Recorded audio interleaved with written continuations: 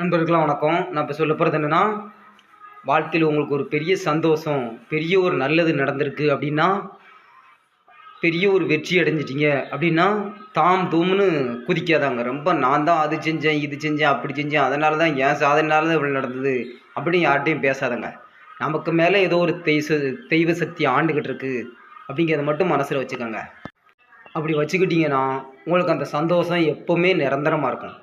அதே இது சில தடவை ஒரு கஷ்டம் எதுவும் எதிர்வராமல் வந்துட்டு அப்படின்னா அப்பவும் ரொம்ப மனசை போட்டு நொந்துக்கிடாங்க. யார்ட்டையும் புலம்பாமல் வைக்காமல் நார்மலாக இருங்க. ஏதோ கடவுள் ஒரு சின்ன பிரச்சனை நமக்கு கொடுத்துருக்காரு, அதுக்கடுத்து இது கொஞ்ச நாளில் தூர போயிடும், இது நமக்கு நிரந்தரம் இல்லை, சந்தோஷம் தான் நமக்கு நிரந்தரம், இந்த கஷ்டம் நமக்கு நிரந்தரம் இல்லை அப்படிங்கிற அளவுக்கு மனசை தேர்த்தி பாருங்க.